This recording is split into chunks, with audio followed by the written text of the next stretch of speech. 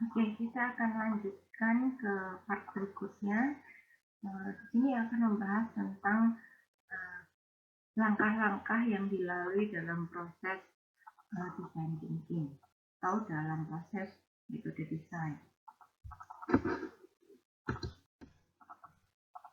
Nah, ini ada 7 model proses dalam sebuah inovasi desain, di mana itu tadi banyak langkah-langkah yang harus dilakukan. Nah, nanti lebih jelasnya nanti kalian akan dapat mata kuliah sendiri tentang metodologi desain gitu ya. Nah, dalam sebuah proses inovasi desain, kan desain yang baru gitu ya, kita harus memperhatikan banyak aspek di sini. Kita harus mengetahui apa yang nomor 2 riset. Nah, kita harus tahu konteksnya seperti apa. Benda yang akan saya buat misalkan bambu katakanlah. Bambu itu karakteristiknya seperti apa, jenisnya apa aja. Saya biasanya mau bikin seperti apa nih di slice sampai seberapa tipisnya gitu ya. Kita harus riset, terus people, new people. Kita tahu orangnya, pasar kita tuh apa nih, pasar kita siapa, terus mungkin bisa pasarnya siapa yang mau bikin produknya, nah, itu juga bisa. Kemudian jadi risetnya itu banyak hal ya, itu hal. Kemudian ke analisis. Nah, di sini kita menganalisis nih dari data-data tadi, kita analisis. Saya harus bisa membuat desain yang sesuai dengan tadi konteksnya dan tipenya. Kemudian dari menganalisis kita mulai mensistematis, jadi kalau masalahnya gini saya harus membuat desain yang seperti apa. Dan ini masuk ke solution nomor 6. Di solution kemudian realis offering, nah ini sudah masuk ke realisasi ke nomor 7 tadi, membuat desain itu jadi fisik ya memang sudah jadi desainnya. Nah ini tadi ada 7 hal tadi ya. Kemudian testing apa yang harus dilakukan ya tadi, riset ya tadi kita meriset bisnis peluang bisnisnya ada nggak, teknologi yang digunakan mendukung nggak, sosialnya masyarakatnya menerima nggak, culture-nya bagaimana, peraturannya seperti apa. Jadi dalam membuat sebuah desain itu banyak hal yang harus dipertimbangkan, cuma kita bikin jadi. Nah, kita ya harus memperhatikan hal tadi, misalkan ini lagi musimnya nih, kelanjutannya gimana, teknologinya sanggup nggak bikin hal yang kalian desain tadi. Cuma kalau kalian desain tapi teknologinya nggak ada, atau mungkin kalian tidak membutuhkan teknologinya seperti apa gitu, nah itu juga nggak mungkin ya, cuma angan-angan saja. Tapi apakah boleh? Ya boleh sih untuk kita meriset, atau kita pandangan ke depan kita, wah aku mau bikin yang kayak gini, nanti teknologinya dari ini. Tapi nggak cuma berhenti di situ ya, itu kerjakan sampai itu ketemu gitu ya. Kemudian kenal konteks, mengetahui konteksnya. Nah ini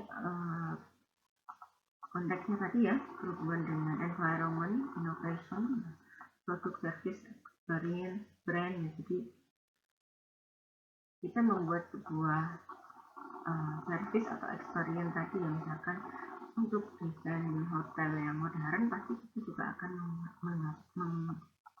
menyajikan sesuatu yang modern, yang futuristik, yang canggih. Tapi kalau kita akan memberikan experience yang natural, tradisional, ya kita memberikan sesuatu hal yang mendukung terjadinya atau suasana tradisional tadi. Kemudian mengetahui orangnya, usernya siapa sih, atau mungkin stakeholdernya siapa sih gitu ya. Jadi kita akan berbeda mendesain sebuah kantor Pertamina dengan kantor animasi, pasti ada bedanya. Begitu juga videografi ya, untuk anak-anak grafis pasti kita akan mendesain buku anak-anak dan buku campur, buku anak-anak dan campur buku untuk dewasa, atau mungkin buku agama, atau mungkin buku tentang masak pasti akan beda ya. Jadi sasaran segmentasinya siapa, anak-anak, remaja, orang tua, terus seperti apa. Terus kemudian ada frame insight. Nah, ini tadi sudah mulai menganalisa ya, kalau di sini bisa menganalisa dan menganalisa permasalahan-permasalahan tadi dan data-data yang sudah diperoleh tadi untuk membuat sebuah prinsip desain yang akan digunakan untuk dasar pengembangan desain. Jadi, oh ternyata saya harus untuk hotel yang modern, saya harus yang modern, futuristik atau modern itu yang garis-garisnya simple, yang mudah digunakan, mudah diproduksi. Oh, berarti itu kuncinya gitu. Itu ada kata kuncinya, dan kemudian waktu ke ekspor konsep, kamu harus membuat produk yang dengan kata kunci tadi, garis yang apa, simple, kemudian yang futuristik, yang kemudian mudah diproduksi gitu ya. Itu jadi guidelines kita untuk mendesain sebuah produk. Nah, langkah selanjutnya adalah frame solution. Di sini kita menganalisa desain-desain alternatif yang sudah kita bikin. Jadi tidak hanya satu desain ya, biasanya untuk membuat sebuah desain goal desainnya itu kita harus membuat alternatif.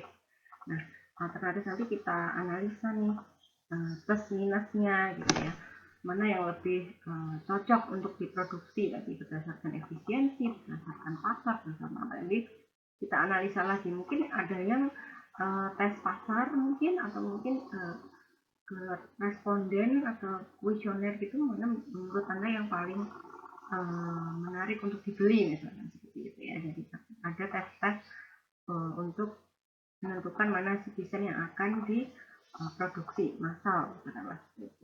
Kemudian masuk ke mode ke-7, realisasi. Nah, di sini adalah proses membuat sebuah desain. Biasanya proses sebuah desain ini tidak lancar begitu aja ya. Misalkan ada alternatif A, B, C, D sebelumnya, kemudian kita ketemunya D nih, oh D ini diproduksi. Ketika D diproduksi pun juga tidak lancar biasanya ya. Masih ada beberapa aspek-aspek atau kendala di dalamnya. Misalkan, oh ternyata kalau desain yang lampu modern itu kelemahannya tuh di sini nih, kekurangannya di sini nih, apa yang harus diperbaiki lagi. Jadi masih dalam proses penyempurnaan gitu ya, kalau kita desainnya mass product gitu ya.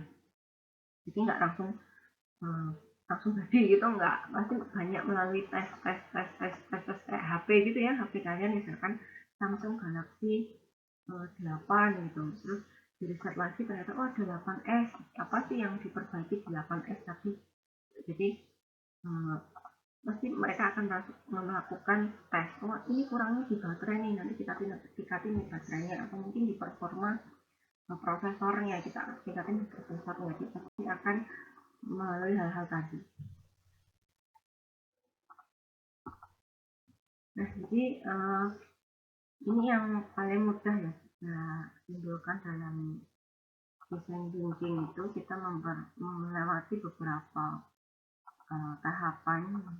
Nah, kita mendefinisikan problemnya, terus kemudian kita mendefinisikan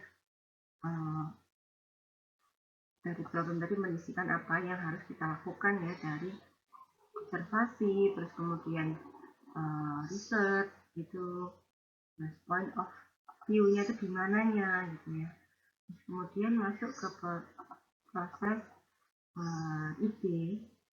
Nah, apa yang penting, nah ini brainstorming ide, baik tidaknya, kurang lebihnya. Kemudian masuk ke prototype. Nah, prototype ini ya tadi ya, eksperimen tadi. Terus kemudian masuk ke proses tes, apakah itu benar-benar berfungsi gitu ya. Di dalam dibagi dari dua hal, jadi di konteks dan di form. Konteks ini masih berupa konsep ya, konsep desain. Jangan form ini sudah masuk ke bentuknya, sudah muncul desainnya. Jadi dibagi dalam dua hal ini, dan desainer harus menguasai hal ini, karena memang ya nggak mungkin kita cuma bisanya bikin produknya aja Bu. Nah itu sama halnya dengan tukang ya kan, tukang kita disuruh bikin, kita bikin aja tanpa memperhatikan fungsi dan lain-lain, pokoknya dia bikin aja sesuai yang disuruh gitu. Tapi bedanya apa sih dengan desainer? Yang membedakan adalah di kontekstualnya, di konsepnya.